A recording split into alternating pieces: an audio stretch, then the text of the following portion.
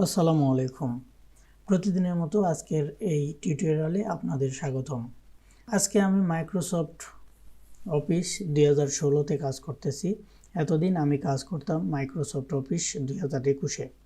তো আমার ওইটি কোনো রকমে আমার অ্যাক্টিভেশন ফেল হয়ে যায়, তারপরে আমি এটাকে নতুন করে ইনস্টল করি। আশা করি আবারও সেই 2021টি ফিরিয়ে আনার চেষ্টা করব। আজকের এই ভিডিওতে আমরা শিখব দুইটি সূত্র, কাউন্ট ব্ল্যাঙ্ক এবং কাউন্ট টিপ। আমরা কিভাবে এই দুই সূত্রটি ইউজ করতে পারি এবং কি কারণে এটি ইউজ করব সেটাই আজকের এই টিউটোরিয়ালে থাকবে।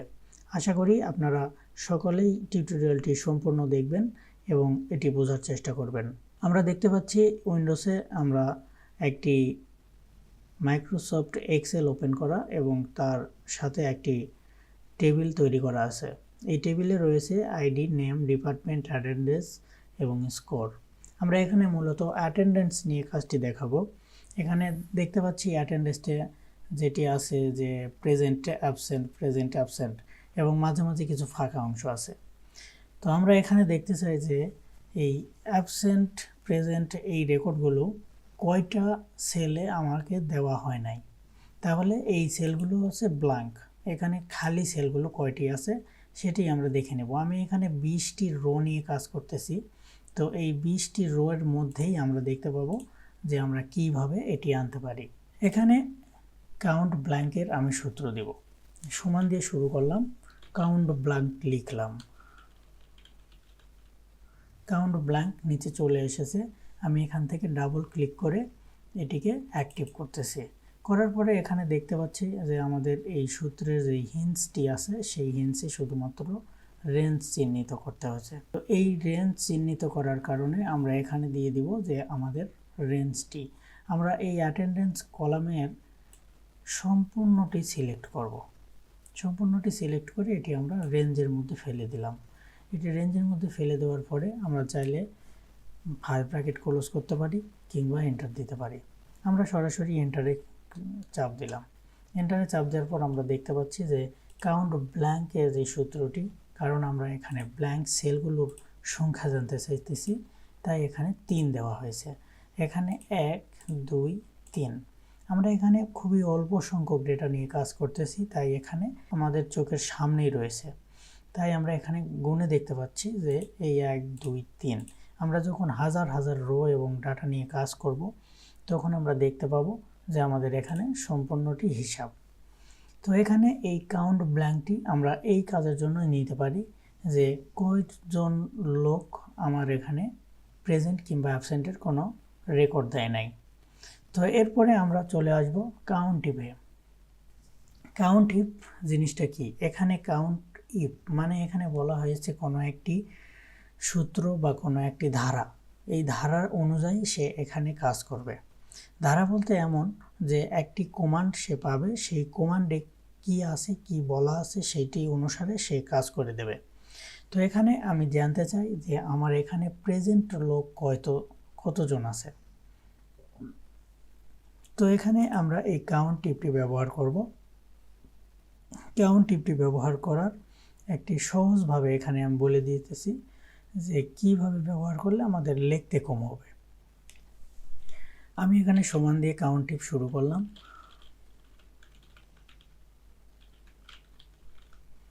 কাউন্ট টিপ লেখার পর এখানে ডাবল ক্লিক করলাম। ডাবল ক্লিক করে এখানে আমরা দুইটি হিন্টস দেখতে পাচ্ছি। কাউন্ট টিপের পর একটি আছে রেঞ্জ, তারপরে আছে ক্রাইটেরিয়া। মানে আমরা কোন রেঞ্জে কি নামে খুঁজব সেটি এখানে দেওয়া আছে। আমরা এখানে খুঁজব এই প্রেজেন্ট অ্যাবসেন্টের যেই কলামটি আছে সেই কলামটি সম্পূর্ণ সিলেক্ট করে রেঞ্জ তৈরি করে দিলাম। রেঞ্জ তৈরি করে দেওয়ার পরে আমরা এটিকে F4 কিবোর্ড থেকে চাপ দিয়ে লক করে নেব। লক করে নেওয়ার পরে আমরা সূত্র থেকে কোমা দিব। এখানে সূত্রের হিন্টসে আমরা কোমা দেখতে পাচ্ছি, এই কোমাটি দিব। কোমা দেওয়ার পরে আমরা ক্রাইটেরিয়া অংশে পার হয়ে গেলাম। এখানে আমাদের একটি গুরুত্বপূর্ণ বিষয় হলো আমরা যেভাবে লিখি সেভাবেই উত্তরটি চলে আসবে। এখানে যদি আমরা লিখি ডাবল কোটেশন প্রেজেন্ট, তারপরে ডাবল কোটেশন দিয়ে ব্র্যাকেট ক্লোজ করে এন্টার করলাম, তাহলেও কিন্তু এখানে আমাদের সেই কাঙ্ক্ষিত উত্তরটি চলে আসবে। কিন্তু আগে যেহেতু আমাদের এই কাউন্ট ইফ কলামের পাশের কলামে এখানে আমরা দেখতে পাচ্ছি না, এর উপরে সূত্রটি চলে এসেছে, তাই এখানে দেখতে পাচ্ছি না। এখানে কিন্তু লেখা ছিল প্রেজেন্ট, যেটি সূত্র ক্লোজ করার পরে আবারও এখানে ভেসে থাকবে। তো এই প্রেজেন্ট লেখাটে আমরা এখানে সম্পূর্ণটি আর লিখতে চাচ্ছি না, এই সেলটি শুধুমাত্র সিলেক্ট করে দেব। তার একটি সুবিধাও আছে, যদি এখানে আমরা প্রেজেন্টে লিখি তাহলে পরবর্তী আমরা অটো ফিল করার পরে এখানে প্রেজেন্টটি কেটে আবার অ্যাবসেন্ট লিখতে হবে। তো এখানে আমি সোজাসুজি এই সেলটি সিলেক্ট করে দেব, যেন পরবর্তী অটো ফিলে আমার অটোমেটিকলি এই অ্যাবসেন্ট লেখাটি ধরে ফেলে। তো এখানে আমি লিখব এই সেলের নাম এইচ, এখানে দেখতে পাচ্ছি 5, এখানে এইচ এবং এই 5টির সমন্বয়ে আমরা এখানে লিখতে পাবো সেলের নাম H5। H5টি লিখে দিলাম। এখানে দেখতে পাচ্ছেন যে লাল একটি দাগ পড়ে গেছে সেলের উপরে। এই দাগটি এখানে আমাদের এই লেখারও একই রং নিয়ে নিয়েছে। এই রং এবং এই রংটি সামঞ্জস্যপূর্ণ করেই দেখা যাচ্ছে যে আমার H5টি এই সেল, এই সেলটিকেই আমরা ইন্ডিকেট করে এন্টার করে দেব। এন্টার করে দেওয়ার পর এখানে দেখতে পাচ্ছি প্রেজেন্ট সংখ্যাটি আছে 12টি কিংবা 12 বার। আর এখানে অ্যাবসেন্টটি আমরা কিভাবে পাবো, এই প্রেজেন্টটিকেই ধরে অটোফিল করে পার করে দিলাম। তো অটোফিল করে পার করে দিলাম, এখানে উত্তর ঠিক আসলো কি ভুল আসলো কিভাবে বুঝবো। এখানে ডাবল ক্লিক করলাম, দেখতে পাচ্ছি আমাদের এই অ্যাটেন্ডেন্সের যেই কলামটি ছিল সেই কলামটি সম্পূর্ণ সঠিকভাবে রেঞ্জের ভিতরে আছে, কারণ এখানে আমরা লক করে রেখেছি। এবং তার পরের যে সেলটি ছিল সেটি হলো H6, সেটি আগের অংশে ছিল H5, কারণ এখানে আমরা সেটি উপরের ঘরে ছিলাম, তাই নিচে যখন অটো ফিল করে নিয়ে এসেছি এখানে কোনো লক করা ছিল না, তাই এটা অটোমেটিকলিভাবে এই H6টি নিয়ে নিয়েছে এবং আমাদের উত্তরটি সঠিক এসেছে। এখানে এন্টার করে সেটি আজকে এই প্রমাণ পেয়ে গেলাম।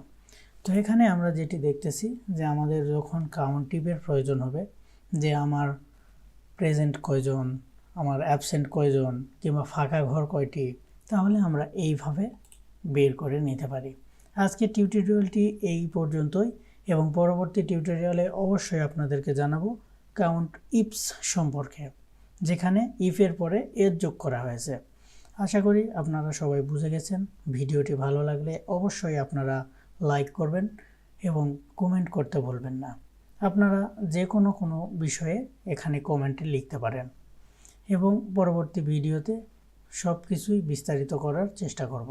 চ্যানেলটিতে নতুন হয়ে থাকলে অবশ্যই সাবস্ক্রাইব করবেন এবং পরবর্তী ভিডিওর জন্য বেল আইকনটি বাজিয়ে রাখবেন।